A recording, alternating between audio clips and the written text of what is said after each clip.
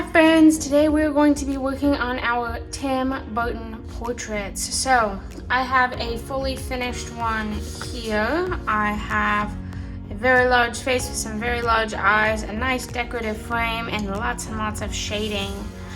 To start this project, we are going to practice drawing a few faces. You have lots of options. I made mine kind of in the style of me with the really straight hair. You can kind of do whoever you want, but to start, we need to find a shape that works. You can do kind of a curved square shape. You can do a triangle shape. A lot of times, Tim Burton would start with a circle and then go in and add the chin after, which is what I did with this one. So we have lots of different shapes. One of the very big components of his character design is the really big eyes. So whatever shape you have, you will have really big eyes on the shape. The noses will either kind of like a little sideways triangle, or you can draw an actual triangle and then bring up the side. And this is a lot more similar to what a lot of his characters look like. They have a little triangle with a line going up.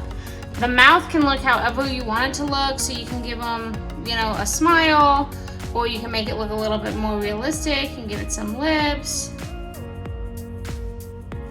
However you want. Another component is they had very skinny necks, so they had very big heads. Very skinny necks. And these are portraits, so we are just trying to get the head and the neck. If you end up making your head too small on your final paper, then you're going to have to go in and design the clothes. So if that happens, you'll put in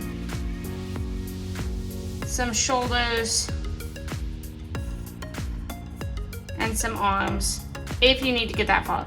We kind of want it to be cut off right at the neck. You also need to add hair. So my hair in my main portrait is straight. You could do some big curly hair, really short, crazy hair. However, when we're doing the hair, you can see I went over that circle line that I made. So this is my hairline here. This was my headline. This is my hairline here. This is my headline. You have lots and lots of different options for how to do the hair. You can look at some of Tim Burton's work to kind of find some inspiration. Then you can go in and add the ears sometimes, like her hair could be covering her ears if I wanted it to. His hair could be covering his ears will be out, and they're just little half circles. The eyes on all of his figures are really simple, so just little dots like these. That is what you're going for. So you're going to practice on a practice sheet. Give yourself some options for what you want your character to look like. Once you have these done, you're going to practice shading. So there are a few key places that you will need to shade. One is around the eyes. And when you do this, you're just going to draw lightly with your pencil and then blend it. It's going to be hard on this practice just because I drew so small. But around the eyes, your eyes will be a super duper white, and I'll show you how we do that in a minute. You want to shade along the nose. So again, I'm drawing lightly, just getting some pigment down around the nose. By the chin, you need a little chin line. You can shade the lips. I shaded the lips. You want to shade by the cheekbones. Because again, all of his characters that Tim Burton made were they had very hollowed out cheekbones, very big eyes, very skinny noses. And then lastly, you have to shade under the neck because your face casts a shadow on your neck. So I've drawn out several options. I will pick the one that I want to do, and then I will get to move on to my final. You will get a large gray sheet of paper, and you're going to need to write your name and class code on it. That way while we're working on it, it doesn't get lost. On this sheet of paper, we need to work big. So you're gonna draw really light so that when we go in later with Sharpie, it'll be really easy to erase. So I'm just gonna draw my head shape in real quick, starting with that big circle right in the middle.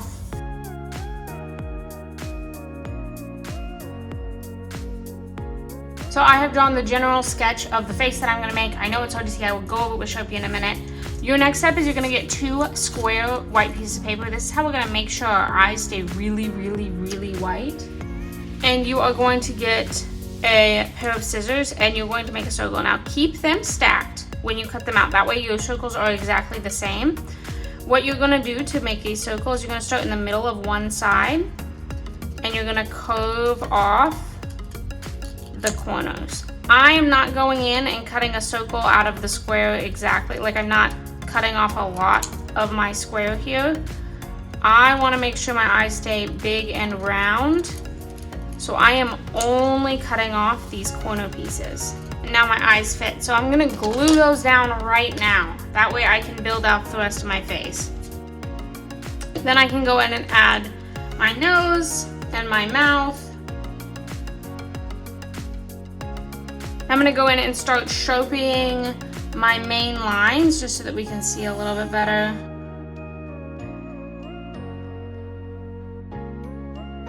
Okay, so now I have the basis of my face down. I can go in and erase all of those little details. I did outline the eyes because that's something we will need to do at some point. You don't have to do it in this step if you don't want to, but it will help because you'll be able to see kind of where you need to put your shading later on. Okay, so once you're to this point, we need to go in and add some detail lines on our person. So I'm just gonna go straight in with Sharpie. One of the things that we do need is eyebrows. So Tim Burton uses 2 styles of eyebrows. He uses like really thin ones, like these little line eyebrows I did. And he uses really thick, bushy eyebrows. So I'm gonna use really thick, bushy eyebrows on this one.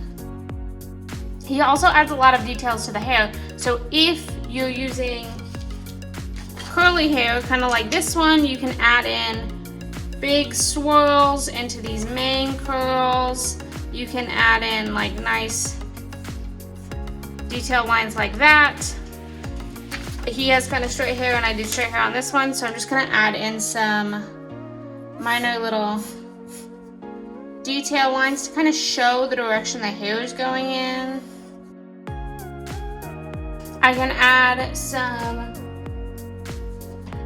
little details to the ears. He normally doesn't do too much, but kind of like a little C within the C. You can add eyelashes if you want. I did straight eyelashes. You can do curly eyelashes. It's really up to you. I don't think I'm gonna give him any eyelashes.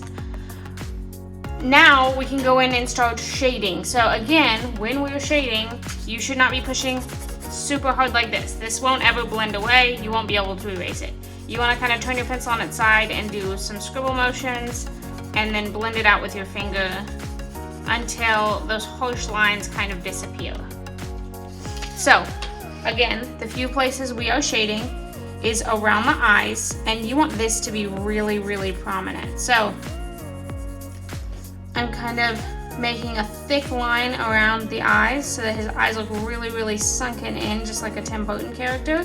And I'm gonna go all the way around the eyes, just to make the eyes pop even more than with just that black line. And then we need some shading on the nose, so I'm just gonna go kind of over these lines that I made. We just really want it to stand out on the gray paper. I can add some shading to the lips, to the chin, and then again to those really, really high cheekbones on Tim Burton characters. I'm just gonna put in lines coming all the way from the edge of the cheeks down. You really, really cannot do too much shading on this project, but you can do too little. We really, really want those shadows to stand out, because that is what it's going to make it look like a realistic Tim Burton portrait. And then we need a shadow on the neck. And then we can add some shading to the hair. So your hair, even if it is one color, like my hair is just brown, there will be some areas where it looks lighter and looks darker.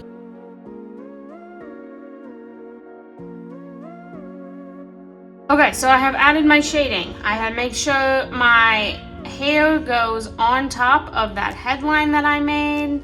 I have my big eyes. I added shading around the eyes, all the way around the eyes, on the nose, cheekbones, chin, and neck. And then you can add in shading other places. I do want to see some shading in the hair. Because we are working on a toned paper, which means it is not white, we can also go in with a white colored pencil and add some highlights.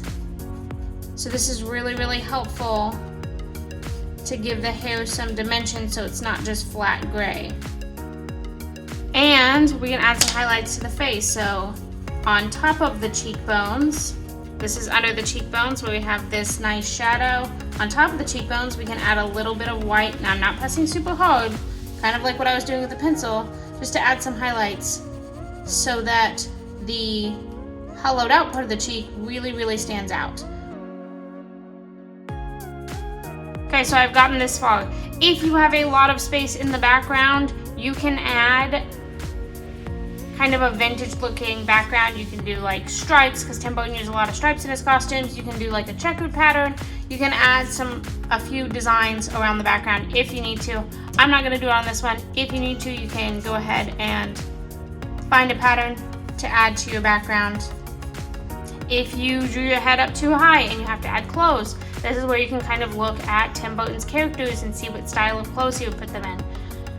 I did mine where my neck can fit, so it is time for me to move on to the next step. For our next step, we are going to add a frame to our Tim Burton portrait. So I have this really ornate, crazy looking frame. So I have this large sheet of paper. I'm going to fold it in half one way and then fold it in half the other way until we get a nice square, a nice little rectangle. So on this paper, we need to be really, really careful. Normally, when we want to cut something out that's symmetrical, we cut it on the folded line. On this project, you need to cut on the open line. So where you can open up the top is where you're going to cut. You are going to draw on some swirls just around the edge that's open. Do not do it on the edge that is closed off. And you want to stay really close to the edge of your paper, like this. So I have a nice edge that's all around my open edge. It is not on my closed edges. I do not need to go all the way around, but it does need to touch both ends and stay close to the inside, and then I can cut this out. Okay, so now when I unfold it, I have this big crazy frame. If you cut on the wrong side, you are going to have 4 separate pieces. You cannot get another large sheet of brown paper. So you will have to glue those together on the back of your paper. It's going to be super difficult. Just cut on the open side. I'm going to find wherever, see I had my Sharpie on this side. I am going to write my name and class code on the back of my brown paper now, because I'm going to glue down this face to this paper right in the middle. Okay, so I have my portrait down on my brown piece of paper. Now we need to add some big fancy designs, like it's a really old vintage picture frame. So you can add designs however you want, but we do want them to be kind of symmetrical, which means if I do it right here, I need to do it down here. If I do it over here, I need to do it over here. So I'm gonna go in and add all of my details.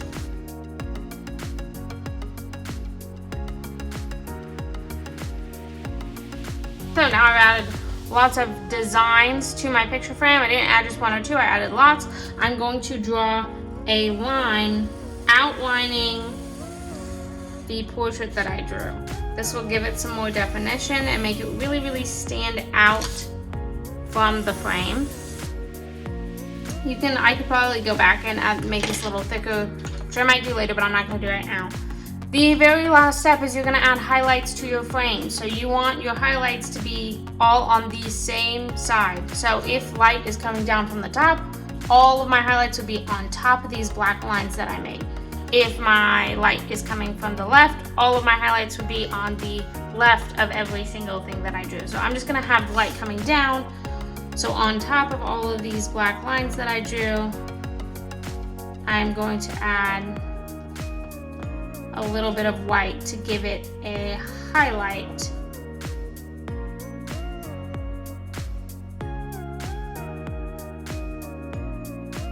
Okay, so I have added all of my details to my frame, which means I am finished.